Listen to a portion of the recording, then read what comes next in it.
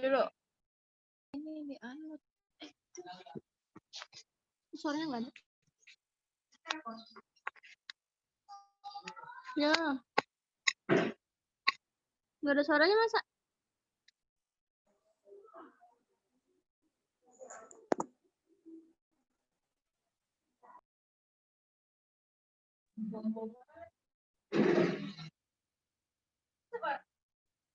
Tahu maksudnya nggak ada suaranya.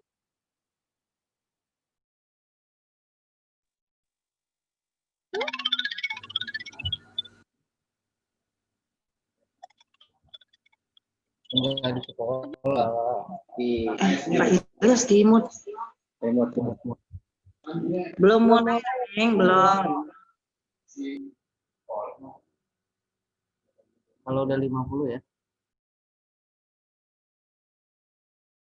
Langsung aja, Bu. Nanti Berapa orang nih? 20 di record.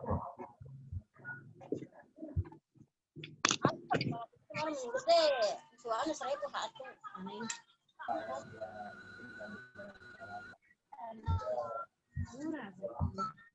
kami nunggu 5 menit, Pak.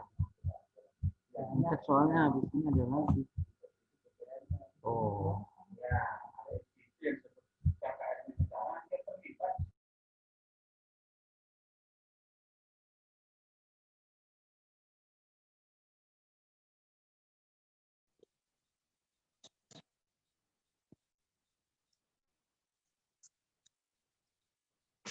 Ada monyet.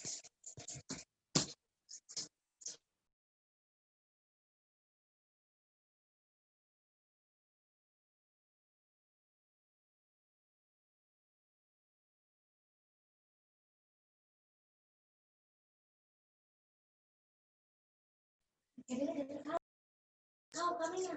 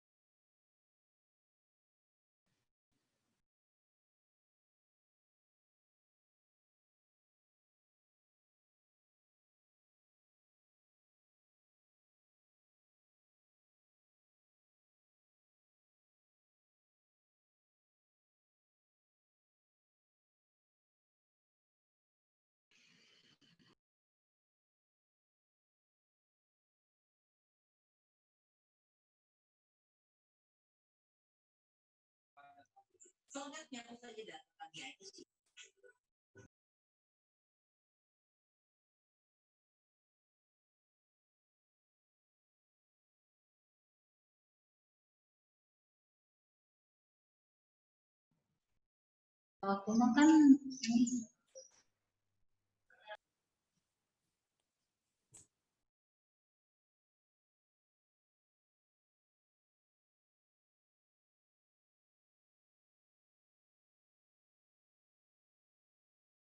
ya kok jadi begitu sih ya yang kayak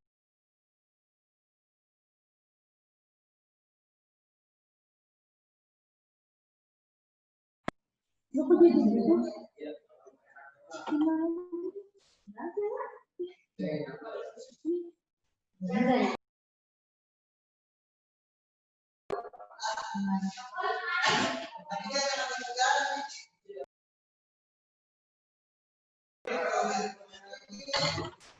audionya udah dinyalain tapi mati lagi.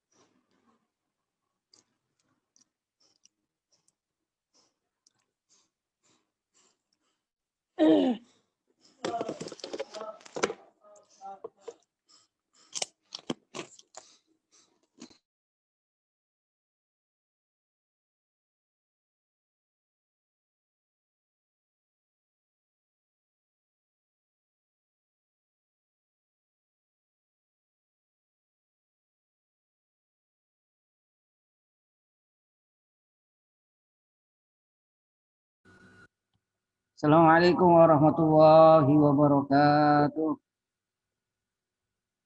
Baik, Bapak Ibu, mohon maaf ada kendala teknis yang kiranya jadi terkait dengan Zoom ya. Mudah-mudahan dengan waktu yang tersisa ini saya bisa sampaikan terkait tentang susunan proposal yang menjadi kebijakan dari kampus kita. Ini nanti direcord bagi yang nanti tidak mendengar bisa melihat di recordingnya. Mudah-mudahan ini bermanfaat. Ini ada berapa orang? 26 ya. Semua aktif semua ya. Yang aktif, yang cuman fotonya ini ada Telegram dulu ini. Siti Rojana dan juga yang lainnya aktif ya. Baik, saya akan mulai terkait dengan susunan ini. Nah, di slide yang setelah saya mungkin kealingan sama ini ya, gambar foto bisa dipindahkan ke sebelah kirinya. Yang pertama itu adalah cover ya. Jadi nanti saat kita mengajukan proposal skripsi ke prodinya masing-masing, ini susunannya kurang lebih aturannya seperti ini. Sebetulnya ini sudah disampaikan oleh Pak Misbahun Najahi dalam YouTube kita ya, yang bisa di-share. Yang kemarin juga sebagian teman-teman mungkin sudah masuk ke situ. Tapi ini saya hanya melakukan penyesuaian ya, karena kita tidak lagi ujian proposal, tapi ini disampaikan ke Kaprodi. Jadi di Kaprodi itu sudah masuk susunannya seperti ini. Yang pertama itu terkait dengan cover ya. Cover itu di depan, judulnya itu fontnya 14 kata. Banyaknya kata itu maksimal 14 kata. Kemudian fontnya Times New Roman, ukuran hurufnya 14. Sedangkan kalimat yang di bawahnya itu proposal ini diajukan sebagai salah satu syarat menyelesaikan tugas akhir skripsi program studi pendidikan agama Islam. Itu menyesuaikan program studinya ya. Itu ukurannya 12, beda dengan ukuran judul. Sedangkan di bawahnya itu ada logo kampus. Jadi teman-teman kalau mau upload atau download logo kita ini diperhatikan karena kita ada Mat Ali, ada perpustakaan, ada prodi. Jadi yang logonya STAI Al-Aqidah Al-Hashmiyah. Jadi jangan sampai salah. Kemudian di situ oleh nama mahasiswanya, nama mahasiswa dan NPM-nya. Ini ukurannya 12.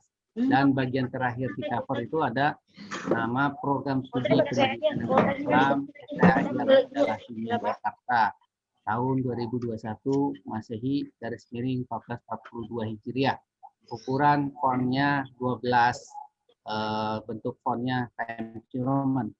Jadi semua Times New Roman. Dan bagi yang bahasa Arab itu tradisi Arab Melayu maupun Arab yang Arab Saudi ya, itu pakai tradisional Arabik. Dan ukuran fontnya dia ditambah 2 ya. Kalau yang 14 berarti dia 16. Kalau yang 12 berarti dia 14. Karena dia kecil kalau ukuran huruf Arab. Kemudian kita berlanjut kepada lembar berikutnya. Setelah cover itu ada namanya halaman pengesahan ketua program studi. Kalau yang lama ini persetujuan, tapi kalau sekarang pengesahan. Karena nanti proposal yang masuk dan dikoreksi oleh Kaprodi kemudian langsung disahkan untuk proses lanjutan yaitu bimbingan skripsi. Karena itu ada pengesahan ketua program studi untuk ditandatangani oleh Kaprodi. Nah, kalimatnya seperti yang di atas itu bisa dilihat kurang lebih seperti ini. Nanti admin akan share slide ini supaya bisa dibagikan. Jadi ketua program studinya ingat masing-masingnya. Dan yang untuk Kaprodi Piaut itu ada Dr. Komarudin MA, jadi tidak saya lagi. Nah, kemudian yang ketiga, ini masuk ke bagian intinya, ada bab 1. Jadi yang namanya proposal skripsi itu bab 1 ya, tidak ditambahkan bab 2, bab 3, tapi bab 1 saja. Nanti bab selanjutnya bisa dikonsultasikan lebih lanjut kepada pembimbing. Nah, yang bagian pertama itu bab 1, pendahuluan. A, latar belakang masalah. Jadi latar belakang masalah ini berisi tentang permasalahan-permasalahan yang diangkat sesuai dengan judul yang kita mau. Jadi ini kaitannya dengan judul. Nah, bagi yang jalurnya penelitian pustaka, maka dia harus memperbanyak referensi kepustakaan. Nah, sedangkan yang jalur penelitian lapangan itu bisa dilihat latar belakang masalah atau kasus-kasus yang akan diangkat melalui jurnal, melalui artikel koran atau berita-berita karena ini terkait dengan lapangan. Selain itu ya tetap menggunakan referensi pustaka juga yang terkait dengan masalah yang akan diangkat daripada skripsi kita. Selanjutnya, identifikasi masalah. Jadi item yang harus ada di dalam proposal. Yang pertama itu kan kalau proposal bab 1 pendahuluan. A-nya itu latar belakang masalah. Nah, itu jangan sampai kurang dari minimalnya 5 lembar lah. Jangan cuma 2 lembar kalau latar belakang masalah ya. Jadi supaya permasalahan yang diangkat itu lebih banyak gitu. Jangan hanya 2 lembar, tapi minimal 5 lembar. Nah, maksimal ya bisa berapapun ya, supaya kita memperbanyak jumlahnya. Jadi semua skripsi nanti minimalnya total 50 halaman. Nah, makanya teman-teman bisa memperbanyak di bagian latar belakang masalah karena ini yang bisa mengangkat jumlah halaman.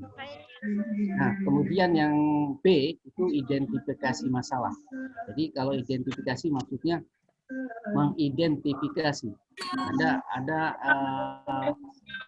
catatan-catatan terkait dengan masalah yang akan kita angkat.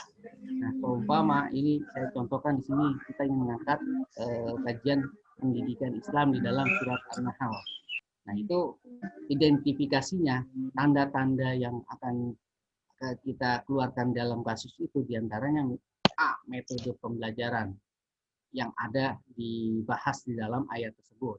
Kemudian materi pembelajaran, strategi pembelajaran, pendekatan pembelajaran, subjek dan objek pembelajaran. Jadi ini identifikasi simpelnya adalah mengidentifikasi masalah-masalah tapi dalam bentuk item-item, bentuk bukan pertanyaan tapi ini pernyataan. Kalau pertanyaan itu nanti di rumusan masalah. Di pernyataan berapa item yang kita temukan di dalam masalah yang kita angkat tersebut. Nah, begitu pula dengan kajian contoh di lapangan seperti itu. Kalau di lapangan kita mengangkat satu sekolah misalnya, itu setelah kita observasi, kita ketemu masalah-masalah misalnya dari sisi kedisiplinan siswa, kemudian ke kompetensi guru atau sarana dan prasarana. Jadi kalau lapangan memang kita harus meninjau observasinya. Observasi itu kan kita mengamati, seperti kita seorang intelijen. Itu kalau observasi kan dia tidak perlu beritahu ke orang lain, oh saya lagi meneliti, saya lagi melihat sesuatu, izin dulu, tidak. Tapi observasi itu mengamati, melihat tingkah laku kegiatan objek lapangan yang akan kita teliti. Kemudian yang C itu pembatasan dan perumusan masalah. Jadi pembatasan itu adalah ini upaya kita untuk membatasi supaya permasalahan yang kita angkat tidak jauh melebar. Jadi kita batasi pada ruang lingkup yang pembahasannya sesuai dengan tema kita. Kalau ada item-item di bawahnya tema-tema berikutnya itu tidak kita bahas, karena ini kita fokus pada satu titik permasalahan. Makanya di situ perlu ada namanya pembatasan masalah. Pembatasan masalah bisa juga terkait dengan tema pembahasan, terkait dengan objek penelitian, terkait dengan lokasi penelitian. Nah, itu pembatasan. Kalau sekolah berarti kan pembatasannya hanya di sekolah yang kita tuju, nama sekolahnya apa. Karena kalau kita ingin membahas siswa, maka seluruh dunia itu ada siswa. Makanya kita perlu batasi siswa yang di mana, siswa yang di sekolah SMP Negeri 2 misalnya. Tapi di SMP Negeri 2 itu juga banyak. Siswa yang mana lagi? Bisa kita batasin lagi pada kelas 7A misalnya begitu. Bisa kita batasi. Nah ini bunyinya di situ. Kemudian yang item 2 dari C tadi, pembatasan dan perumusan masalah, adalah yang duanya itu perumusan masalah. Perumusan ini berisi pertanyaan-pertanyaan penelitian. Jadi kalau pertanyaan kan ada rumusnya 5W1H. Bisa bagaimana, apa namanya, siapa, di mana, itu kan pertanyaan-pertanyaan. Makanya pertanyaan ini dibuat ingin nanti dalam pertanyaan ini tiga pertanyaan ini adalah pertanyaan pokok masalah yang akan dibahas. Nah, nanti jawabannya itu kita bisa jabarkan di dalam bab-bab selanjutnya, bab kedua, bab ketiga, bab keempat. Dan utamanya di kesimpulan akhir. Jadi di kesimpulan pertanyaannya itu di kesimpulan jawabannya harus sesuai dengan pertanyaan dari perumusan masalah. Jadi kadang-kadang teman-teman ini tidak sesuai antara pertanyaan masalah dengan jawaban yang ada di bab penutup kesimpulan. Jadi katakanlah itu 3 pertanyaan, maka jawabannya minimal ada 3 pertanyaan. Nah, ini terkait dengan di dalam slide ini ada contoh pustaka atau lapangan. Jadi menyesuaikan saja terkait dengan pembatasan dan perumusan masalah ini. Kemudian yang D itu ada tujuan dan kegunaan penelitian. Tujuannya kita mengungkapkan masalah yang kita angkat ini apa. Kita ingin mencapai target apa. Itu di situ tujuan penelitian. Kemudian manfaat atau kegunaan penelitian ini juga kita sebutkan beberapa item A, B, C, D. Karena nanti ini manfaatnya misalnya secara praktis ini penelitian akan buat rekomendasi lokasi objek yang kita teliti. Misalnya kalau sekolah berarti manfaatnya ya buat sekolah tersebut agar ada perbaikan. Nah, kalau di misalnya untuk kajian pustaka, berarti manfaatnya untuk orang ini kita angkat masalah ini supaya dia tidak lepas dari masalah-masalah yang kita angkat. Kemudian tinjauan penelitian terdahulu. Nah, tinjauan penelitian terdahulu ini isinya adalah kita mencari masalah-masalah yang sama persis dengan yang akan kita angkat. Karena itu kalau penelitian itu tidak lepas dari penelitian sebelumnya. Nah, referensi itu menjadi catatan kita. Nah, paling tidak kita minimal 3 penelitian terdahulu kita ambil di sini di dalam poin ini. Kalau kita ambil skripsi, ya katakanlah skripsi mahasiswa dari kampus lain ya. Di situ kita harus tuliskan identitas skripsinya, nama orangnya, judulnya, tahun berapanya, kampus apanya. Dan kemudian kita bisa lihat dari abstraksi penelitiannya. Sebetulnya kita tidak perlu membaca secara utuh skripsi itu sampai 5 bab itu, nggak usah. Kita bisa lihat dari abstrak penelitiannya, tujuan dia menulis, kemudian hasil akhir dari penulisan itu ada di abstrak. Jadi pada bagian terakhirnya nanti kita jelaskan yang membedakan skripsi, yang membedakan penelitian kami dengan penelitian terdahulu. Nah, terdahulu ini yang kita sebutin yang tadi 3 itu. Maka ini harus ada identitas di situ. Perbedaan kita dengan penelitian sebelumnya di mana? Jadi harus ada unsur kebaruan. Nah, saya akan contohkan untuk mencari, bisa lihat, share nggak? Oh, nggak share ya? Bentar, saya share dulu.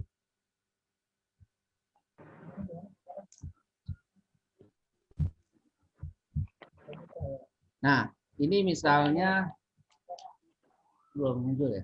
Nah, ini misalnya kita mencari Google Cendekia ya. Untuk mencari tinjauan penelitian terdahulu, kita sekarang sudah bisa mencari di Google Cendekia. Tidak perlu kita datang-datang ke perpustakaan kampus lain. Cukup dengan mengklik Google Cendekia, cari di Google. Nah, ketika kita ketemu di Google Cendekia ini kita klik saja Google Cendekia ini. Kita klik, nah, nanti akan ketemu pada laman Google Cendekia.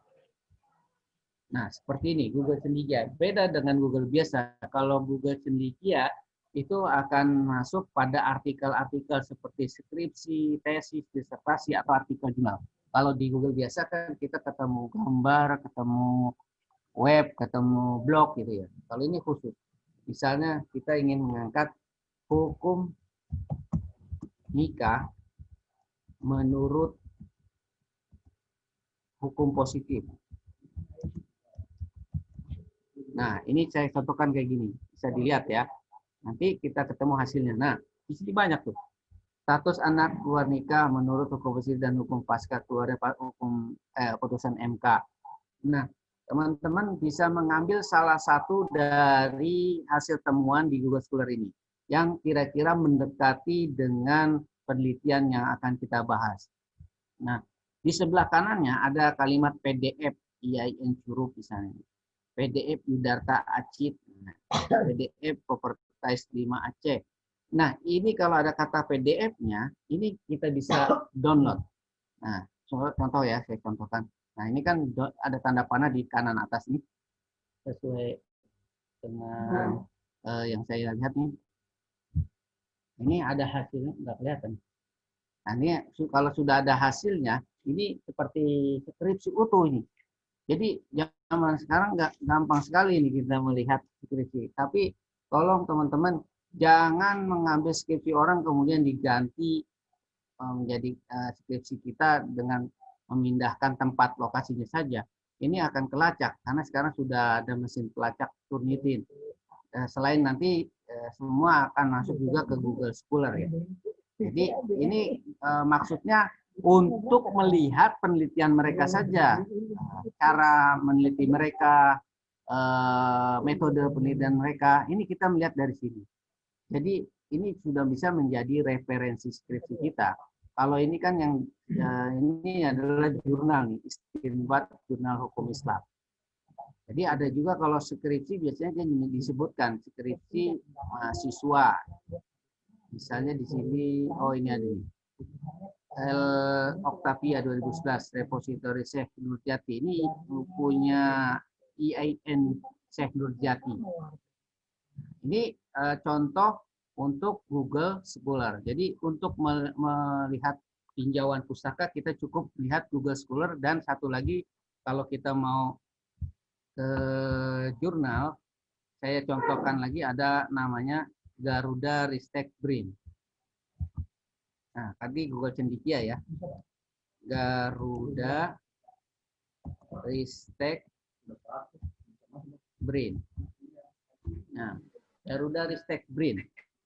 Logonya nanti akan muncul di sini.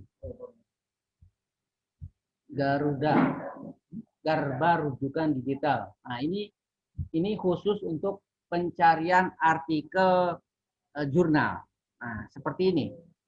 Sama seperti ini, misalnya kita mencari pendidikan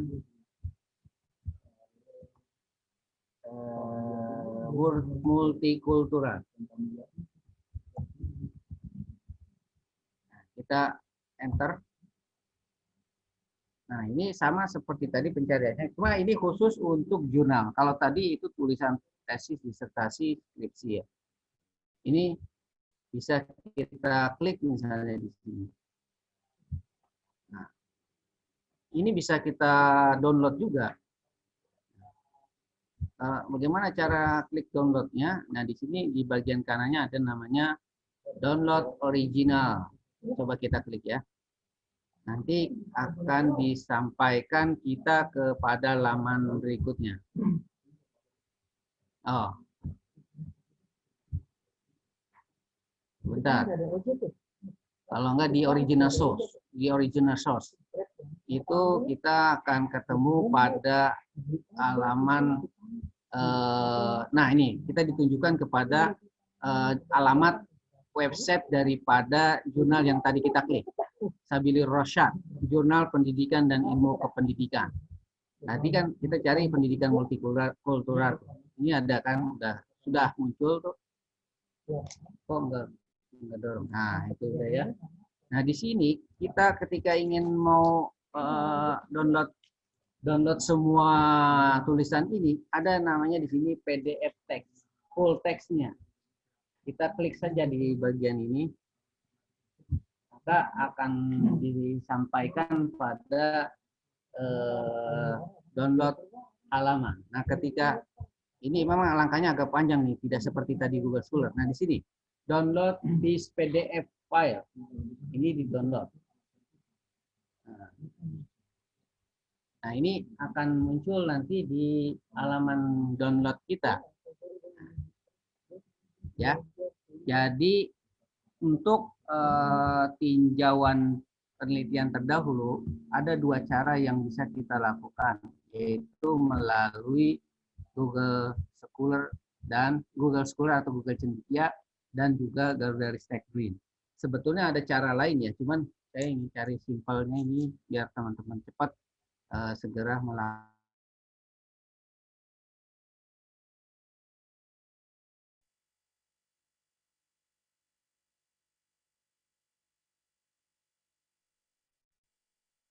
Ini. Nah, ada skripnya ada di tinjauan pustaka. Kenapa? Karena ini kita supaya bisa menegaskan bahwa tema yang kita angkat ini berbeda dengan tema pembahasan skripsi yang sudah pernah ada. Nah, ini makanya harus ada ini. Berikutnya, penelitian. Metode penelitian ini nanti kalau yang terkait dengan metode penelitian kuantitatif biasanya juga akan dimunculkan pada bab 3. Nah, tapi di bab 1 tetap harus dimunculkan, cuman dia lebih singkat, tidak sepanjang yang ada di bab 3. Jadi metode ini kita menjelaskan tentang cara kita melakukan penelitian melalui metode kepustakaankah, melalui metode lapangangkah, dengan cara kuantitatifkah atau dengan cara kualitatif. Dan kalau saya kira tentang metode ini teman-teman sudah dapat semua di mata kuliah metode penelitian. Jadi tidak perlu saya bahas lebih lanjut. Yang penting ini item-itemnya seperti ini. Metode penelitian. Nah, jadi harus ada buku pegangannya. Buku metode penelitian ini selain dari buku pedoman penulisan skripsi STI Al-Aqidah, teman-teman harus punya buku pedoman penelitian. Misalnya buku Suharsini Arikunto, seperti dalam footnote ini, prosedur penelitian suatu pendekatan dan praktek, edisi ke-6. Ini tahun 2006. Ini sekarang bisa juga teman-teman kalau mau beli di online bisa. Jadi paling tidak ada buku pedoman cara-cara penelitian yang harus menjadi rujukan. Nah, karena kita ini kadang bisa menulis tapi tanpa ada teori yang kita tahu, maka kita tidak bisa seperti tulisan-tulisan ilmiah. Ini bedanya tulisan ilmiah dengan tulisan novel. Kalau novel kan bebas, dia tanpa ada metodologi. Jadi kita perlu merujuk pada buku-buku penelitian yang sudah banyak. Yang saya rekomendasikan bisa bukunya tadi Suharsini Arikunto, Sugiono, siapa lagi? Dan lain sebagainya. Dan berikutnya setelah metode penelitian, kita ada sistematika penulisan. Jadi sistematika penulisan ini isinya sama seperti daftar isi. Tapi cara penulisannya beda. Penulisannya kalau sistematika seperti ini. Bab 1, kemudian agak jauh, titik 2. Ini pendahuluan berisi tentang latar belakang masalah. Jadi tidak ada abjad lagi A, B, C, D. Tidak ada, tapi langsung pada ini kan pendahuluan ini namanya judul bab. Kemudian subjudul bab ini adalah latar belakang masalah, identifikasi masalah, dan lain sebagainya. Begitu pula bab 2, judul babnya apa, kemudian subjudul babnya apa saja yang akan kita angkat. Bab 3 dan seterusnya sampai 5 bab. Kalau ada yang 3, berarti harus tambahkan 2 bab lagi. Karena ini kita skripsi, bukan makalah. Nah, ini sistematikanya seperti ini. Kemudian daftar pustaka. Daftar pustaka itu mungkin sudah sering ya. Kita bisa ngambil referensi dari buku, dari artikel, dari manuskrip, dari koran. Jadi ada tata cara penulisannya. Teman-teman bisa melihat lebih lanjut di YouTube channel kampus kita tentang teknik penulisan skripsi. Ada saya juga di situ.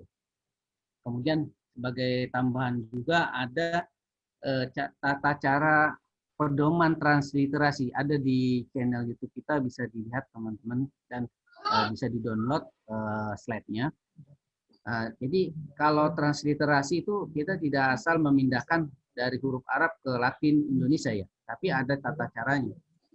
Seperti Al-Qur'an itu kan dia ada huruf Arabnya, setelah dilatinkan dia A-nya, A-nya kecil, L, kemudian strip Qur'annya I-nya gede. Terus Qur'an, A-nya, A-nya itu ada apa semacam koma di atas, apostrof ya. An. Itu tata caranya bisa dilihat di pedoman transliterasi. Nah, ini cara menulis daftar pustaka seperti ini juga. Jadi namanya dibalik-balik. Jadi nama yang paling ujung, misalnya ada 3 kalimat, misalnya Aida Maqbullah Hashim. Nah, maka Hashimnya yang di depan. Nah, jadi kalau cuma 2 Aida Maqbullah, Maqbullahnya yang di depan. Maqbullah ya, kan bahasa Arab loh. Oh, itu lam ya, bukan Allah ya. Iya, Maqbullah. Iya, benar. Nah, jadi nama kedua, nama ya pokoknya pedomannya nama yang paling terakhirnya itu ada di depan. Kayak nama orang-orang Arab kan panjang-panjang tuh. Pokoknya bagian akhirnya yang ada di depan. Kalau ada 2 nama, yang nama pertamanya yang dibolak-balik. Kalau nama yang kedua enggak. Kalau ada 3 penulis atau lebih, maka nama pertama saja yang disebutkan. Dan nama yang terakhirnya cukup menggunakan kata ETAL. Itu bisa dilihat nanti di penulisan, teknis penulisan di channel YouTube kampus kita. Nah, yang terakhir itu ada outline. Outline itu kurang lebih seperti daftar isi. Tapi kalau daftar isi kan ada di ujungnya ada halaman berapanya. Kalau outline tidak, dia hanya menuliskan kerangkanya. Sini halaman sampul, halaman judul, halaman pengesahan ketua program studi. Kemudian lanjut ke bab 1 pendahuluan. Jadi ini hanya kerangka nama-nama subjudul dan judulnya. Judul bab dan subjudulnya maksudnya. Jadi pendahuluan tadi kurang lebihnya ada sampai G, latar belakang masalah, identifikasi masalah, pembatasan dan perumusan masalah, tujuan dan kegunaan penelitian, tinjauan atau penelitian terdahulu, metodologi penelitian, dan terakhir sistematika penulisan. Jadi outline-nya ada di belakang. Nah ini isinya harus sama dengan sistematika penulisan. Jangan sampai beda, karena yang kita tulis ya ini. Jadi kalau nanti skripsi yang sudah jadinya daftar isi di depan, kalau proposal ini outline seperti daftar isi tapi di belakang. Nah, bab kedua itu tentang kerangka teori. Nah, bab ketiga isinya tentang pembahasan. Bab isinya tentang kesimpulan masalah atau kesimpulan penelitian. Bab kelima isinya penutup, kesimpulan dan saran. Jadi ada lima ya.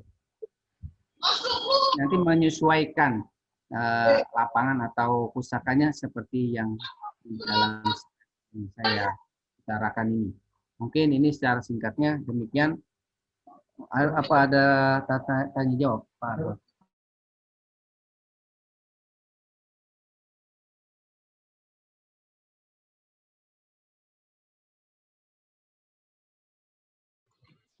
Baik, Bapak Ibu peserta KKS PPL dan kegiatan sosialisasi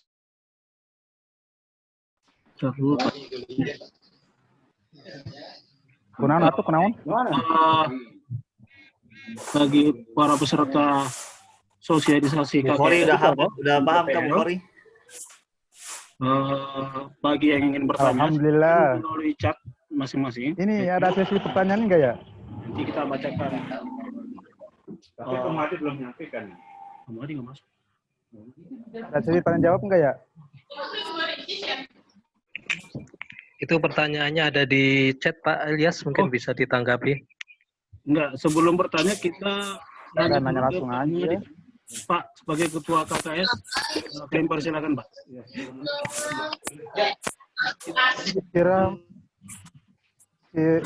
Si Rahma Sofi siapa lagi itu?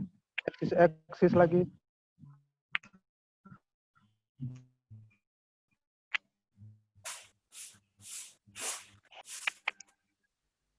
Halo, cek. Ya, Halo. Pak Ilyas.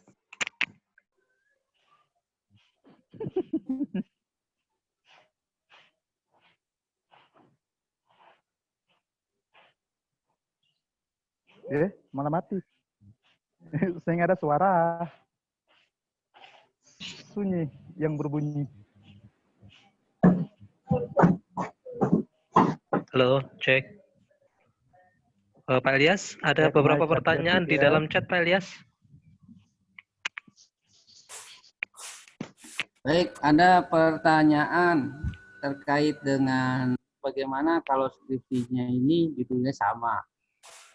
Jadi kan pasti judul atau ada kesamaan mirip ketika pelacakan Turnitin. Saya coba buka dulu. Jadi nanti kalau ada kesamaan judul, tapi kan kita beda di tahun, makanya ada identitas tahunnya supaya kita membedakan. Dan mungkin lokasi penelitiannya juga berbeda. Nah, kalau yang tidak menggunakan lapangan, dan dia makanya harus ada perbedaan. Nah, bagaimana cara melacak judul-judul itu? Ya tadi lewat Google Cendikia, kita bisa lihat di situ judul-judul yang sudah ada. Jangan kita sama. Jadi ada sedikit perbedaan supaya kita tidak terhitung plagiat. Jadi kalau terhitung plagiat, kalau sama persis dalam satu kalimat. Jadi kalau misalnya dalam satu kalimat cuma ada perbedaan sedikit, maka dia tidak terkena ya. Nah, kemudian ada lagi pertanyaan, bagaimana menentukan metode pemilihan? Kita belum KKS atau PPL. Sebetulnya sekresi ini bukan kaitannya dengan PPL atau KKS, hanya saja mungkin bisa juga bahan-bahan yang ada di PPL KKS bisa kita jadi bahan skripsi. Nah, teman-teman ini kan di semester 6 sudah dapat metodologi penelitian, dan salah satu tugas metodologi penelitian itu adalah membuat proposal. Saya kira ini tinggal dilanjutkan saja. Dan pembahasan itu banyak sebetulnya, mungkin karena kita selama ini offline tidak ketemu, harus pernah ngelihat skripsi ya, belum ada tahu caranya. Nah, tadi solusi dari saya adalah lihat di Google Cendekia. Banyak sekali judul-judul yang membuat kita terinspirasi untuk menulis, walaupun kita belum PPL atau KKS.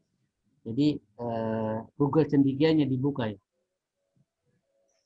Marginnya berapa Pak? Margin itu kalau ukuran sebelah kirinya 4, sebelah atasnya 4, kanannya 3, bawahnya 3. Kemudian kalau spasinya deskripsi kita ini 2. Nah, nanti kalau ada catatan kutipan, maka bisa jadi 1, bukan 2 lagi.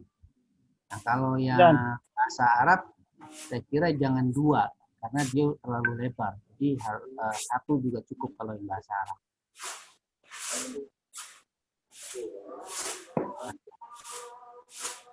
Sudah, saya kira nggak ada lagi. Pak Muadi silakan masuk.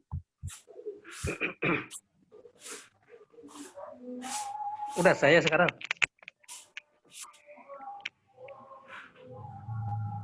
Cek, halo. Siapa Pak? Langsung ini KKS ya sekarang, Pak Ilyas ya? Pak Ilyas, halo. Halo. Ya, Pak. Halo. Ya, Pak. Iya. Sudah, oke. Kita langsung lanjut ke ini persoalan KKS. Tolong dimatikan mikrofonnya biar nggak mengganggu ya, terutama yang yang berisik. Tapi kalau nggak berisik sih nggak apa-apa.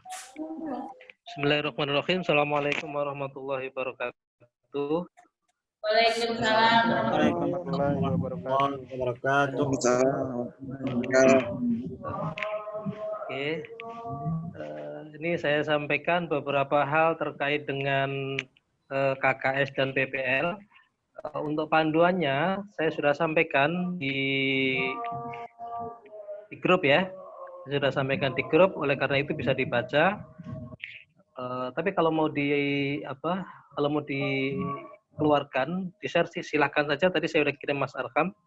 Ada beberapa hal yang perlu saya sampaikan pada kesempatan siang hari ini. Nanti kalau ada pertanyaan bisa didiskusikan. Yang pertama, KKS sesuai dengan yang sudah disampaikan bahwa KKS akan dilaksanakan mulai tanggal 25 sampai tanggal 24 Februari. Oke, ini di-share tentang beberapa jadwal ya. 23 Januari kita ada pembekalan sekaligus pembukaan. Jadi kalau berbeda dengan hari ini adalah sosialisasi saja.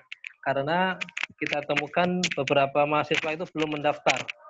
Bahkan dari keseluruhan yang seharusnya mendaftar itu masih jauh sekali. Dari data seharusnya yang mengikuti KKS dan PPL tahun ini sekitar 380 peserta.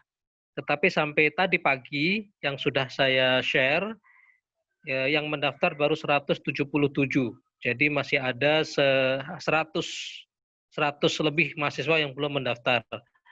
Oleh karena itu, melalui kegiatan siang ini diharapkan yang belum mendaftar segera mendaftar ya. Atau yang mungkin mendaftar tetapi namanya belum tercantum, berarti boleh jadi cara mendaftarnya salah. Atau ada di antara kita yang salah mendaftar.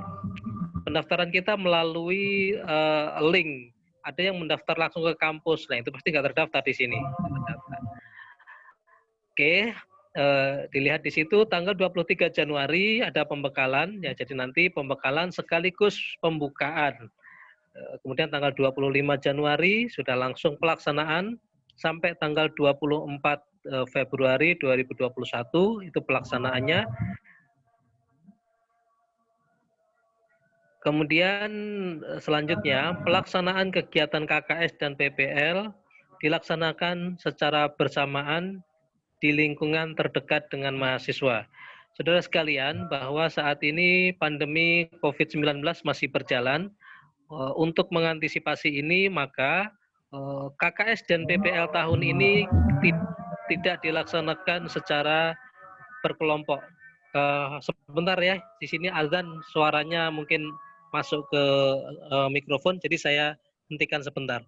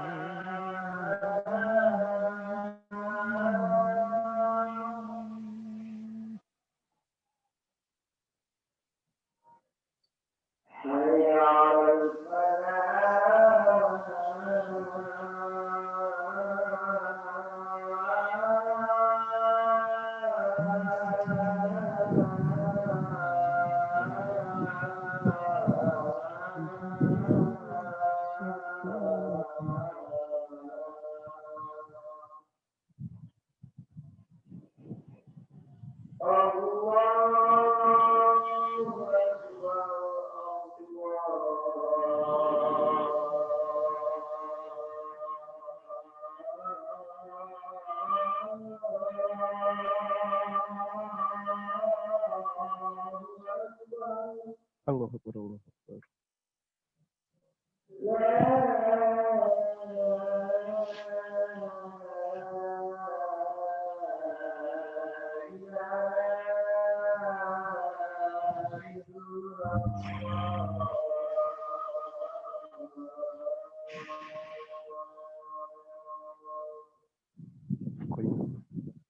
Malah motor kasurnya kacau. Oke, saya lanjutkan kembali. Berkaitan dengan kondisi saat ini, di mana pandemi COVID-19 masih berjalan, oleh karena itu, kegiatan KKS dan PPL kita dilakukan di tempat yang terdekat dengan wilayah mahasiswa masing-masing. Jadi, untuk saat ini tidak ada kelompok-kelompok ya, tidak ada kelompok KKS. Semuanya adalah KKS individu. Tetapi kemarin di dalam form pendaftaran kita berikan form pilihan kelompok, itu maksudnya adalah mungkin di antara kawan-kawan mahasiswa ada yang tinggal dalam satu wilayah 5 orang atau 10 orang, ya mungkin silakan mau mengadakan bersama-sama, tetapi nanti untuk pelaporannya tetap dilakukan secara individu. Jadi tidak ada laporan KKS secara kelompok. Oke, selanjutnya perlu saya sampaikan tentang ketentuan dari kegiatan KKS.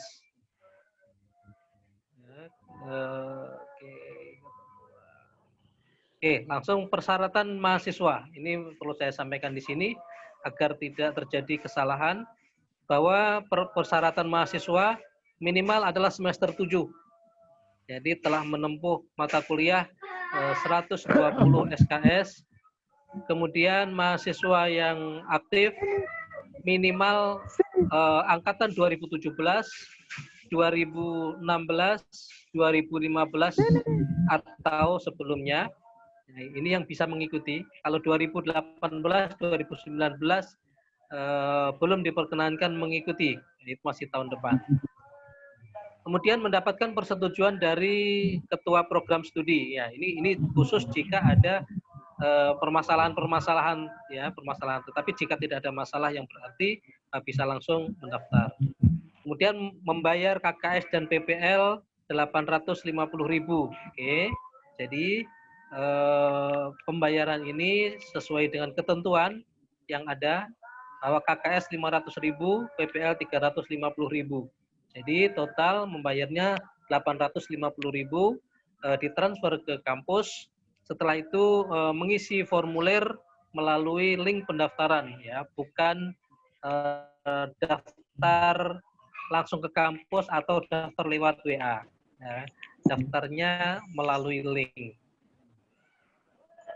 Kemudian ada tugas dan kewajiban mahasiswa. Di sini perlu diperhatikan bahwa mahasiswa harus mengikuti peraturan yang ditetapkan oleh STAI.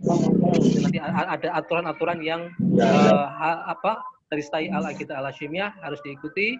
Kemudian juga harus termasuk di STAI Al-Aqidah ini kan diantaranya ada mahasiswa Ma'had Ali, ya, dan mahasiswa. Nah, ketika manajemen Ma'had Ali tidak mengizinkan mahasiswa untuk keluar asrama, maka kita juga mengikuti aturan itu. Jadi mahasiswa yang di dalam Ma'had Ali, jika dari manajemen tidak memperkenankan untuk keluar, maka PPL dan KKS-nya dilakukan di dalam asrama.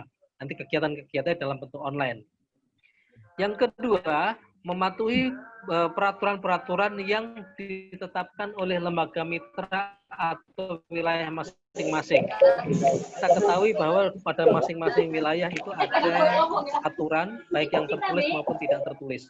Kita harus atur di situ, harus ikuti itu, tidak boleh bikin aturan sendiri. Coba ini yang berisik dimatikan dulu. Halo, tolong yang berisik mikrofonnya dimatikan dulu. Malam ya, pengen main HP aku jam bisa tidur. Siti Khalifah mohon. Oke. Suaranya. Yang berisik mohon dimatikan dulu. Oke, selanjutnya yakni nomor 3, melaksanakan kegiatan-kegiatan sesuai dengan yang telah dijadwalkan. Ini apa namanya? Yang ada di dalam screen itu. Kemudian mempersiapkan berbagai sarana terkait dengan kegiatan yang dilaksanakan, mulai dari perencanaan, kegiatan, atau pelaksanaan kegiatan, sampai nanti di akhir kegiatan. Dipersiapkan dari sekarang. Kemudian berkoordinasi dan bekerja sama dengan pihak-pihak terkait. Nah, ini penting sekali. Jadi dari mahasiswa yang akan melakukan KKS atau PPL dari sekarang harus mulai sounding atau ngelapor atau izin kepada pihak-pihak terkait. Misalnya dengan kepala desa, dengan ketua RT, dan lain sebagainya. Jika diperlukan surat menyurat, nanti bisa menghubungi Mas Midi ya di nomor yang kemarin sudah saya sampaikan. Jadi surat sudah kita siapkan dalam link, dalam bentuk link. Jadi tinggal mengisi formulir itu, nanti surat akan dikirim ke email masing-masing. Kemudian mengarsipkan setiap kegiatan yang dilaksanakan, baik secara tertulis, media gambar, atau dengan cara-cara yang lain. Nah, ini penting bahwa setiap kegiatan kita harus diarsipkan, karena nanti pembimbing boleh jadi tidak ketemu kita. Dosen pembimbing hanya memberikan bimbingan secara online, ya, bisa dengan WA atau media-media yang lain. Oleh karena itu, masing-masing dari kita harus pintar mengarsipkan. Misalnya ketika ngajari anak-anak TPA, di foto atau di video, diarsipkan. Kemudian dilaporkan kepada dosen pembimbing. Kemudian, yang nomor 7, berkomunikasi dengan guru pamong atau tenaga pendamping. Perhatikan di sini ada istilah guru pamong, ada istilah tenaga pendamping. Guru pamong biasanya digunakan untuk guru yang nanti mengarahkan kita ketika melaksanakan PPL. Misalnya membuatkan jadwal, berkomunikasi dengan anak-anak siswa, ya, kemudian berkomunikasi membuat konsultasi, membuat RTP dan lain sebagainya. Tenaga pendamping itu istilah untuk KPI, AS dan HES. Ya, kalau guru itu kan untuk PAI, PGMI atau PIAUD. Ya, tapi kalau KPI, AS dan Hukum Ekonomi Syariah, kita menggunakan istilah tenaga pendamping. Itu tenaga di wilayah sana yang membantu membuatkan jadwal kita atau memberikan kegiatan-kegiatan atau tugas-tugas untuk kita laksanakan sebagai pelaksanaan PPL.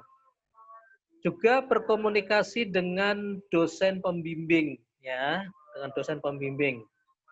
Ini penting bahwa harus diusahakan intensif berkomunikasi dengan dosen pembimbing. Bisa dengan WA, bisa dengan video call, dan lain sebagainya. Kemudian memakai pakaian yang rapi, sopan, dan memakai jas alma mater ketika menggunakan kegiatan. Oke, ini adalah identitas kita, jas alma mater. Bagi yang mengikuti KKS, insya Allah nanti ada atribut, ya. Biasanya kita Oke, bisa dimatikan dulu. Oke, bisa dimatikan dulu suaranya. Oke. Jadi nanti ada identitas bagi yang mengikuti KKS, ya, insya Allah dalam bentuk kaos. Oleh karena itu, inilah pentingnya. Kaos ini kalau mau dicetak, maka dari sekarang harus segera mendaftar. Karena kaos pencetakan kaos itu langsung, tidak bisa satu-satu. Jadi atau tidak bisa bertahap, dia harus langsung. Misalnya 300 orang sablon semuanya. Atau kami dari panitia masih menunggu kelengkapan berapa peserta yang mengikuti kegiatan KKS dan yang tidak. Dengan demikian kita bisa segera membuat kaos atau atribut yang dibutuhkan. Oke, selanjutnya nomor 9, mahasiswa diwajibkan mengikuti orientasi, melakukan sosialisasi. Nanti tanggal 23 kita mengadakan pembekalan dan pembukaan, itu silakan diikuti saja. Kemudian nomor 10, mahasiswa diharuskan membuat dan mengisi daftar hadir. Nah, ini maksudnya membuat laporan, ya, membuat laporan daftar kehadiran diri sendiri, hari ini melakukan apa, membuat kegiatan apa, atau mengisi kegiatan apa, silakan dibuat. Gitu.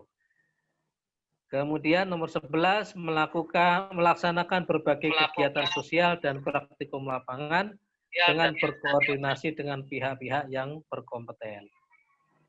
Selanjutnya, nomor 12, mahasiswa diharuskan untuk menjaga sopan santunnya, perilakunya, sikapnya ketika berada di lapangan. Ini perlu sekali. Jangan sampai kita mengadakan KKS, kemudian memaksakan ide kita kepada masyarakat yang akhirnya berdampak tidak bagus. Kita lihat di sana, apakah pemikiran di masyarakat itu sesuai dengan kita atau tidak. Ini perlu dikoreksi, perlu diidentifikasi. Kalau tidak sesuai, hati-hati, ya, hati-hati. Jaga sikap, jaga bicara, jaga sopan santun kita, agar jangan sampai kehadiran kita menimbulkan keresahan-keresahan di dalam masyarakat. Yang terakhir, tugas mahasiswa adalah membuat laporan. Ya, membuat laporan. Ada laporan harian, boleh. Kemudian laporan nah nanti di akhir kegiatan itu direkap dari awal sampai akhir kegiatan, direkap semuanya. Kemudian laporan itu dibuat dalam bentuk semacam artikel yang nanti insya Allah artikel itu kalau bisa dimunculkan di jurnal, nanti akan kita masukkan di jurnal. Selanjutnya perlu saya sampaikan tentang hak-hak mahasiswa. Hak mahasiswa diantaranya adalah memperoleh panduan. Nah, ini kita sudah sampaikan di sini melalui virtual. Kemudian ada identitas, nanti insya Allah dalam berupa kaos atau lainnya. Kemudian dosen pembimbing nanti kita akan berikan pada saat menjelang kegiatan atau kira-kira beberapa hari. Mudah-mudahan pada saat pembekalan kita sudah tahu semua siapa pembimbing kita. Kemudian memperoleh penilaian dengan kompetensi, ya, nilai dengan kompetensi setelah mengikuti kegiatan itu, dan yang terakhir nanti akan mendapatkan sertifikat.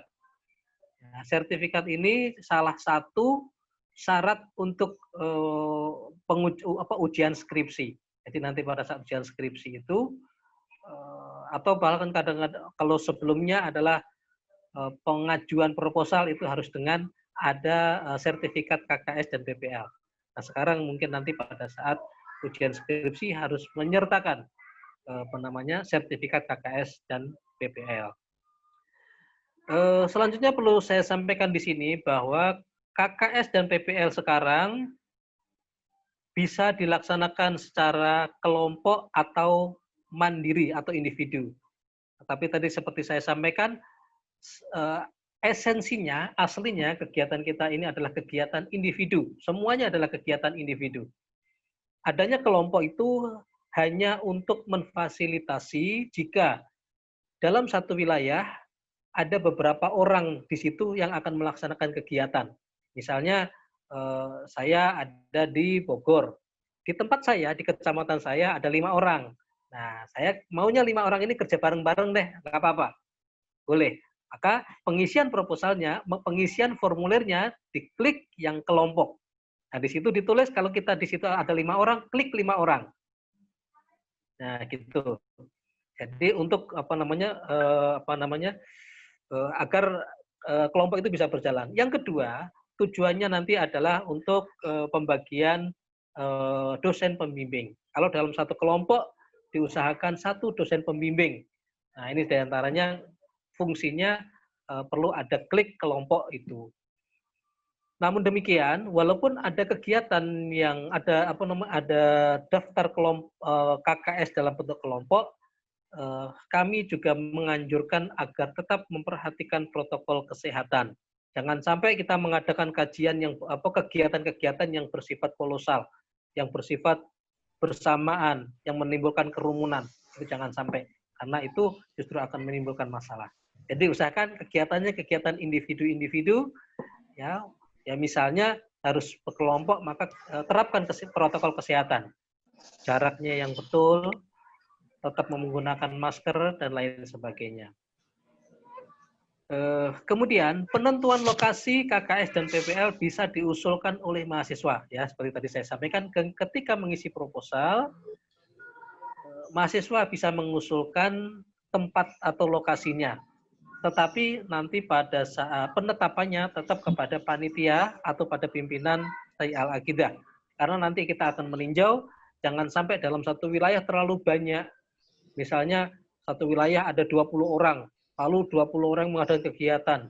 Nah, untuk kondisi saat ini tidak memungkinkan itu, maka harus dipecah. Ya, karena kondisi pandemi tidak memungkinkan kita melaksanakan kegiatan kerumunan yang sangat besar. Kemudian kalau tempat PPL, ya gini, PPL itu sesuai dengan program studi masing-masing. Di PPL itu bahasa gampang kita itu magang lah ya, magang. Jadi yang PAI magangnya di sekolah, yang KPI magangnya di televisi, magangnya di masjid, magangnya di ormas-ormas, dan seperti itu. Itu adalah tempat magang. Jadi kalau KKS itu adalah pengabdian kepada masyarakat, tempatnya di masyarakat. Oke, selanjutnya perlu saya sampaikan di sini ruang lingkup kegiatan. Ya. Ruang lingkup kegiatan KKS itu meliputi memberikan penyuluhan kepada masyarakat, membuat atau mengadakan pendidikan atau pelatihan kepada masyarakat atau anak sekolah atau unsur masyarakat. Kemudian misalnya saja membersihkan atau merapikan atau mengecat rumah ibadah atau fasilitas umum. Nah, ini juga bagian dari kegiatan-kegiatan KKS. Atau membantu kegiatan warga. Misalnya warga mau mengadakan kerja bakti. Kita ikut aja di sana, nggak apa-apa. Warga mau mengadakan acara pengajian bersama, menjadi panitia, nggak apa-apa di sana. Nah, di situ dilihat ada membantu manajemen atau kepanitiaan di wilayah masing-masing. Di sana ada program imunisasi, misalnya. Oke, membantu kegiatan nggak apa-apa, boleh. Itu sudah bisa dikategorikan kegiatan KKS. Kemudian mengikuti kegiatan kemasyarakatan seperti tadi saya sampaikan. Kalau di masyarakat ada kerja bakti, ikuti saja, nggak apa-apa. Foto ya, atau videokan, di-share, ya. Oke. atau pengabdian yang lain. Pengabdian itu banyak sekali, membantu orang lain, membantu fakir miskin, itu pengabdian. Oke. Selanjutnya ruang lingkup kegiatan PPL. Di sini perlu saya sampaikan juga bahwa ruang lingkup kegiatan PPL ini saya sampaikan per ini saja, per prodi, tapi tidak semuanya. Nanti untuk prodi pendidikan jadi satu saja. Untuk ruang lingkup kegiatan PPL untuk mahasiswa KPI, yaitu kegiatan penyiaran yang ada di media televisi, radio, atau media audiovisual lainnya. Ya. Atau termasuk kegiatan-kegiatan misalnya di medsos, itu juga termasuk.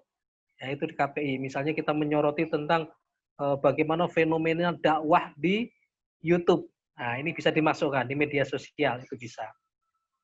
Kemudian kegiatan tablik di masjid, majelis taklim, atau lembaga-lembaga lainnya. Kegiatan tablik di mana saja, itu menjadi wilayah PPL-nya KPI.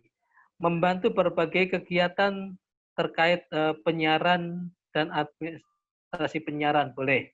Jadi misalnya ada sebuah masjid mau mengadakan pengajian, silahkan dibantu, tak apa-apa. Kemudian mengadakan pendidikan dan pelatihan terkait masalah komunikasi dan penyiaran Islam, silahkan. Misalnya mau, saya pengen membuat pelatihan tapi dalam bentuk Zoom kepada masyarakat setempat, silahkan. Saya mau mengadakan pelatihan membaca Al-Quran yang efektif, silahkan. Saya mau mengadakan pendidikan tentang pola pendidikan anak, silahkan, boleh. Kemudian mengikuti kajian dan pelatihan terkait dengan masalah komunikasi dan penyiaran Islam. Oke, ini yang agak spesial untuk sekarang. Karena kondisi pandemi yang susah untuk mengadakan kegiatan offline, maka dari panitia dan Stay Al-Aqidah menyepakati, misalnya saudara-saudara sekalian mengikuti kegiatan-kegiatan online. Misalnya ada seminar, ada webinar ya, ada webinar tentang menjadi public speaking sukses. Mengikuti webinar itu bisa difoto atau divideokan dan dijadikan laporan kegiatan PPL. Ya, ini kalau KPI, kalau yang lain bisa juga, misalnya mengadakan webinar tentang pendidikan untuk PAI. Kemudian untuk AS, mengadakan webinar untuk kegiatan-kegiatan untuk mengikuti webinar tentang membangun keluarga sakinah mawaddah warahmah, itu boleh. Selanjutnya, ruang lingkup kegiatan PPL untuk mahasiswa PAI. Ini untuk pendidikan semuanya, PAI, PIAUD, PGMI. Kegiatan pembelajaran di sekolah, baik setingkat SMP, SMU, dan sederajat, baik daring maupun luring. Ya, itu seperti biasa. Kemudian melakukan kegiatan yang meliputi kegiatan kependidikan dan administrasi. Jadi membantu administrasi sekolah itu juga termasuk dalam kegiatan PPL. Tidak harus ngajar. Ya, misalnya di sekolah ada penerimaan mahasiswa baru, bantu itu boleh. Itu sudah bagian daripada kegiatan PPL. Atau bahkan menerima tamu, itu sudah bisa bagian dari PPL. Nah, ini nomor 3, ini spesialnya sekarang ini. Membantu orang tua untuk mendampingi siswa dalam melakukan kegiatan pembelajaran di rumah. Jadi gini, saat ini kan belajarnya di rumah karena siswa-siswa. Banyak dari orang tua yang kesulitan untuk mendidik anak atau mendampingi anak di dalam belajar. Maka mahasiswa dipersilahkan membuat kegiatan untuk memfasilitasi atau membantu orang tua ini. Ya, seperti bimbel lah ya, seperti bimbel begitu. Jadi orang tua yang kesulitan mendampingi anaknya untuk belajar, mahasiswa silakan membuat. Ya, misalnya membuat bimbel untuk anak-anak yang kesulitan belajar. Nah, boleh di rumah. Itu membantu orang tua. Dan selanjutnya mengadakan berbagai kegiatan pelatihan terkait dengan pendidikan. Oke, seperti tadi mengadakan kegiatan pendidikan dan pelatihan yang terkaitan dengan pendidikan, baik daring ataupun luring, silahkan. Tetapi kalau luring harus tetap memperhatikan protokol kesehatan. Yang selanjutnya, mengikuti kajian atau seperti tadi ada mengikuti kajian atau pelatihan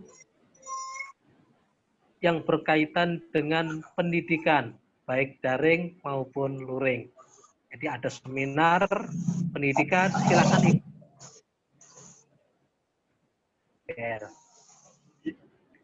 Oke, itu tadi untuk yang PGMI. Selanjutnya untuk PPLAS, selanjutnya evaluasi syakhsiyah. Prakteknya adalah di praktek latihan kerja di kantor urusan agama, kemudian mengadakan pengabdian dalam bidang hukum keluarga yang meliputi penyuluhan administrasi hukum keluarga. Jadi mengadakan atau membuat kegiatan di dalam masyarakat tentang hukum keluarga. Silakan. Bisa luring, bisa daring. Mengadakan kegiatan atau pelatihan yang berkaitan dengan hukum keluarga. Tadi kita mengadakan bisa pendidikan atau pelatihan terkait dengan hukum keluarga. Mengikuti kegiatan-kegiatan di masyarakat. Misalnya di tengah masyarakat ada orang yang sedang akad nikah, ya, ada akad nikah. Kemudian kita hadir atau datang mengikuti kegiatan itu berlangsung. Itu sudah dihitung sebagai bisa dilaporkan sebagai bentuk kegiatan PPL untuk AS. Ya, kan AS itu bidang mana prosesi akad nikah di suatu masyarakat itu bisa dihitung atau dilaporkan sebagai laporan mahasiswa PPL mahasiswa evaluasi syakhsiyah.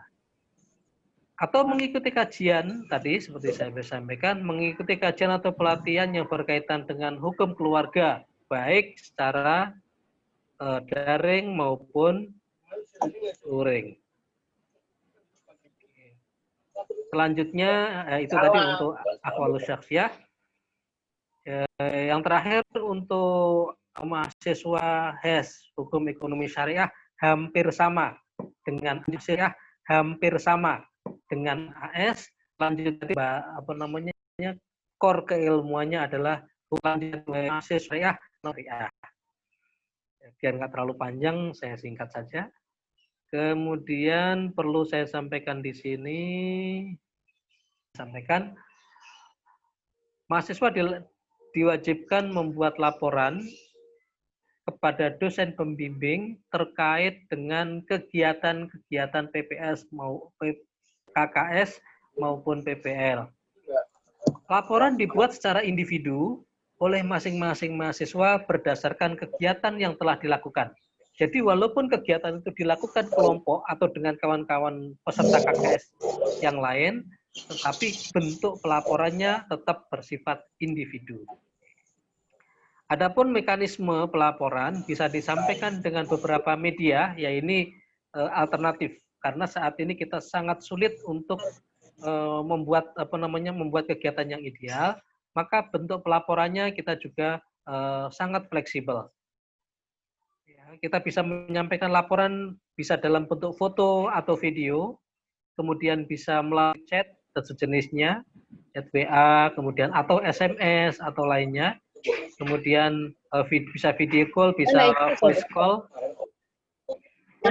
voice note ya, voice note. Kemudian laporan tertulis. Nah, itu laporan tertulis juga bisa kita buat atau bentuk laporan yang lain.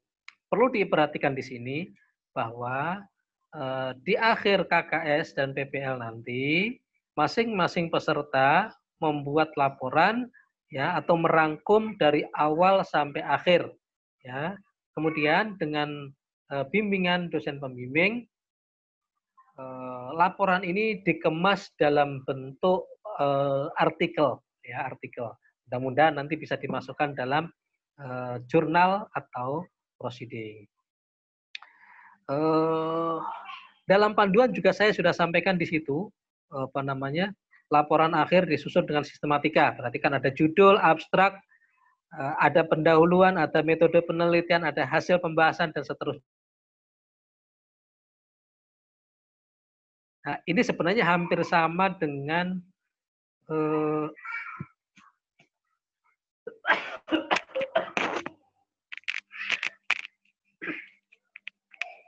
ya, sebenarnya hampir sama dengan proses pembuatan skripsi. Ya, tapi ini singkat sekali dan hanya menyampaikan apa yang terjadi pada kegiatan KKS dan PPL. Oke, saya kira begitu. Oke, oh ya, terakhir, penilaian. Penilaian dilaksanakan oleh dosen pembimbing dengan memperhatikan beberapa aspek, yaitu dari kegiatan-kegiatan yang dilaksanakan, dari keaktifan mahasiswa dalam melakukan kegiatan, mulai dari perencanaan, pelaksanaan, sampai evaluasi, kemudian laporan yang disampaikan, baik laporan harian maupun laporan di akhir, kemudian dari bagaimana komunikasi antara mahasiswa dengan dosen pembimbing, kemudian juga menjadi pertimbangan nilai juga, yakni bagaimana ada saran dan masukan dari guru pamong atau tenaga pendamping. Oke, ini saya kira beberapa masukan yang saya sampaikan terkait dengan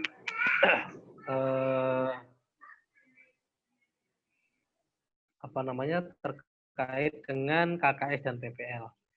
Ada pertanyaan ya? Sebentar saya lihat ya. Pak, halo. Ya, ya. Pak, ini kan ada salah satu peserta PPL maupun KKS yang dirawat dirawat karena terkena COVID. Jadi apakah ada keringanan untuk mereka yang dirawat lagi isolasi mandiri? Ya. Nasinya bawa. Oke, bentar. Saya sampaikan ya, bagi yang misalnya yang isolasi mandiri dan lain sebagainya, itu bisa disampaikan dengan dikomunikasikan dengan dosen pembimbing nanti. Insya Allah kita maklumi karena memang keadaan seperti itu. Bentar ya. Ada sedikit kendala.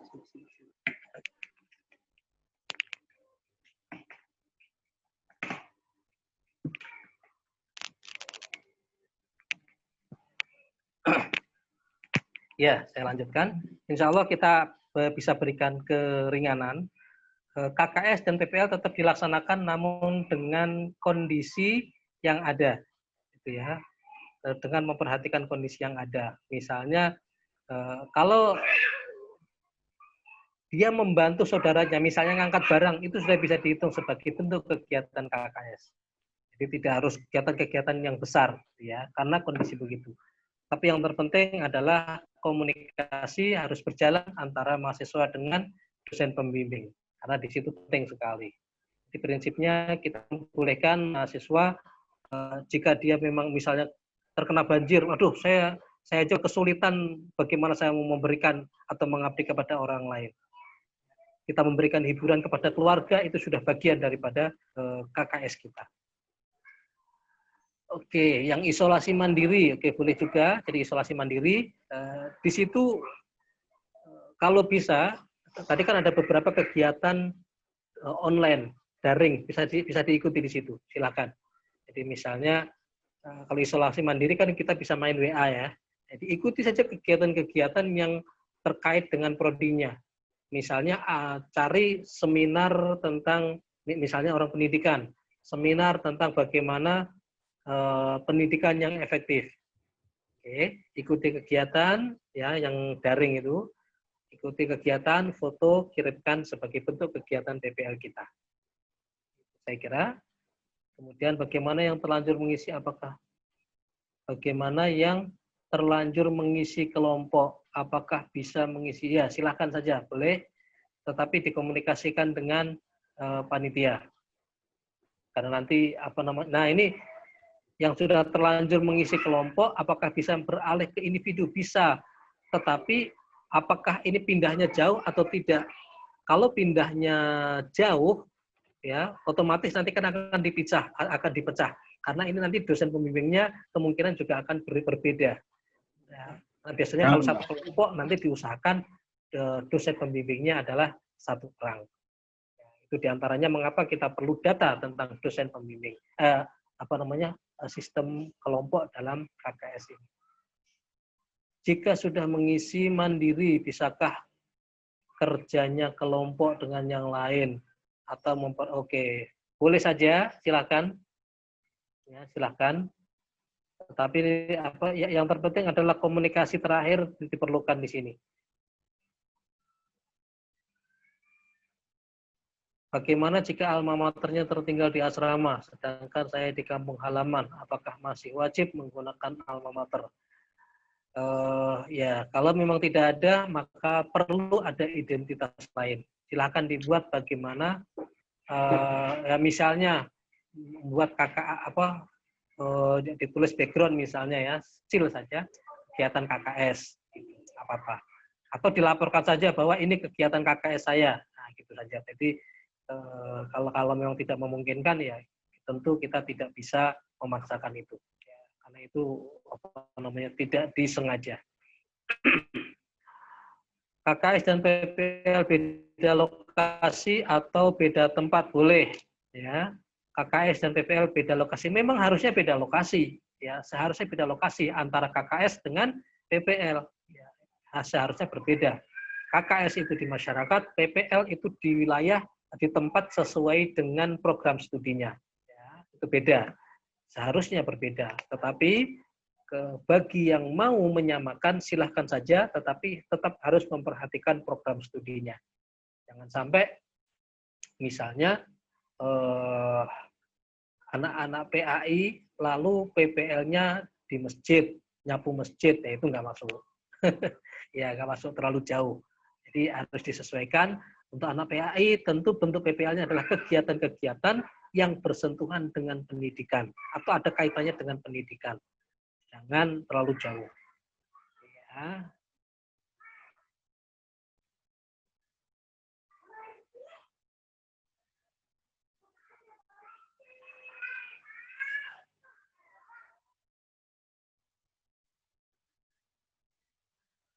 Apakah PPL dan KKS boleh digabung menjadi satu tempat? Karena saya prodi PGMI, saya PPL dan KKS di sekolah yang sama. Ini ya, sebenarnya ada beberapa kegiatan yang satu kegiatan itu bisa masuk KKS, bisa masuk PPL.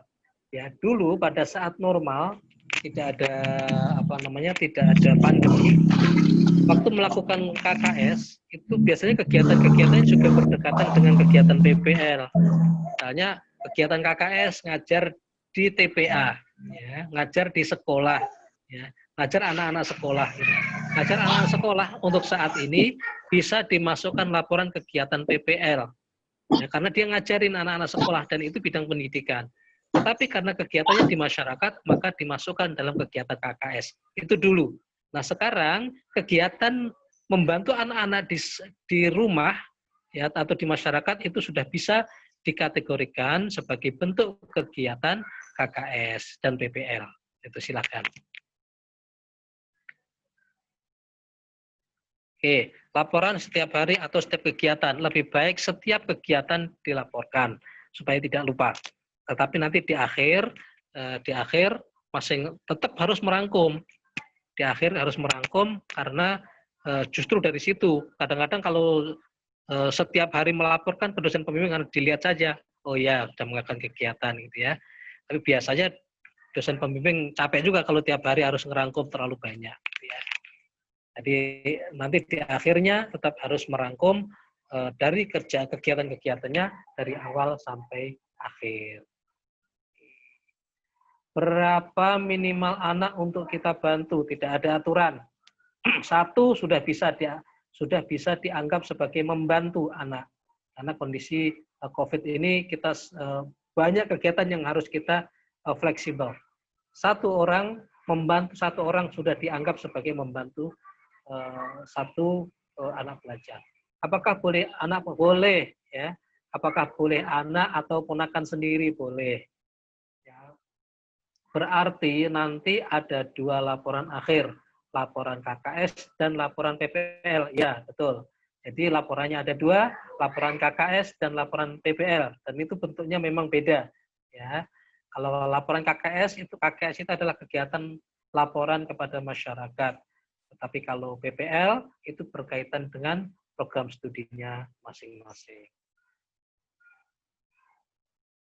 Apakah nanti diberikan formatnya? Format pelaporan selama ini sih sendiri-sendiri ya. Tetapi susunannya paling tidak tadi sudah disampaikan bolehlah nanti coba kalau memang memungkinkan panitia akan berikan dalam bentuk formatnya. Tetapi paling tidak mahasiswa mesti sudah punya rangkuman ya, membuat rangkuman kegiatan atau rancangan bentuk pelaporan kepada dosen pembimbing. Ya dari situ misalnya nanti ada format yang kita berikan tinggal memasukkan saja. Oke, begitu. Ada lagi? Coba, masih ada ya? Sebentar ya. Di daerah saya tidak ada sekolah umum yang buka. Begitupun dengan pesantren.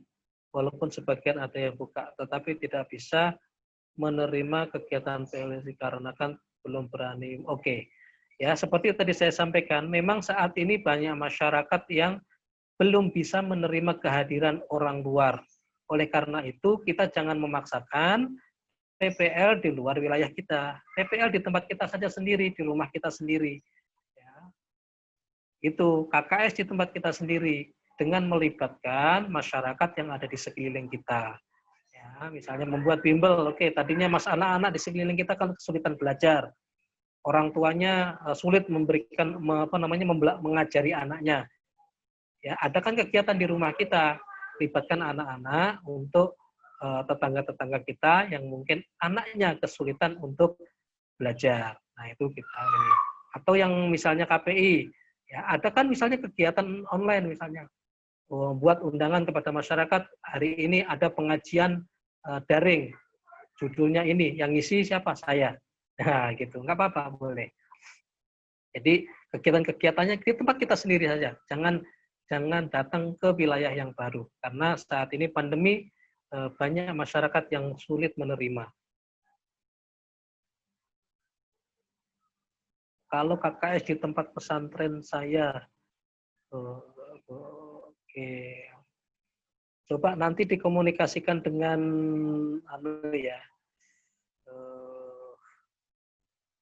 Kaprodi PGMI ya. Kaprodi PGMI bisa Bu Aida, coba ditanyakan ke beliau. Tetapi berdasarkan petunjuk yang saya sampaikan tadi, misalnya tidak bisa keluar, maka bisa mengikuti kegiatan-kegiatan webinar, kegiatan seminar-seminar online yang diadakan berkaitan dengan PGMI. Ikuti saja foto, video, dan dijadikan laporan bentuk kegiatan KKS dan PPL kita.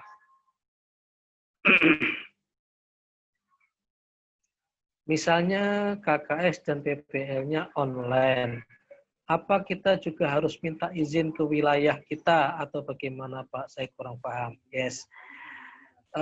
Makanya kita sekarang ini tidak ngurus surat perizinan ke satu wilayah. Karena bentuknya online, ada yang online, ada yang offline. Bagi yang memerlukan surat izin, silakan menghubungi panitia. Yang kemarin saya sudah sampaikan, ada linknya, tinggal diketik, diklik, nanti suratnya akan teririm otomatis jika memerlukan surat izin. Namun jika tidak memerlukan, ya sudah tidak perlu, langsung saja lakukan kegiatan.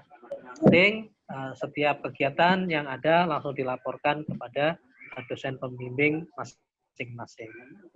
Oke, saya kira begitu, saudara-saudari sekalian. Apakah masih ada pertanyaan? Pak, mohon izin Pak. Ya. Bapak di sini sinyalnya jelek. Nanti jam 1 Ya. kita ada sesi Jadi nggak selanjutnya. Itu sesi sosialisasi wisuda. Saya kira dicukupkan saja, Pak. Oke, jadi udah selesai ini ya. Halo. Ya. Oke, kira- ya, terima kasih. Kan terus PPN-nya di jenjang SMP atau SMA bagaimana kalau Oke, untuk sekarang KKS dan PPL saya kira kita cukupkan saja karena nanti kalau nggak salah jam 2 akan ada bimbingan untuk wisuda. Ini wisuda yang akan dilaksanakan tanggal bulan Februari. Oleh karena itu untuk kita terima kasih atas partisipasinya. Mudah-mudahan bermanfaat. Jika ada yang kurang paham nanti bisa ditanyakan di grup PPL dan KKS. Assalamualaikum warahmatullahi wabarakatuh. Waalaikumsalam Waalaikumsalam warahmatullahi Baik, wabarakatuh. Bapak Ibu peserta PPL dan KKS, jika masih ada yang mau ditanyakan atau belum mengerti, nanti masih ada sesi selanjutnya di tanggal pembekalan KKS, nanti bisa dibahas dulu, atau enggak nanti kita koordinasi di grup KKS saja. Saya kira gitu ya. Cukup ya? Ya Pak. Ya Pak. Baik, maka kita sama-sama baca segala ya. Alhamdulillahirabbil alamin. Kore. Diam, uskutukum, uskutukum.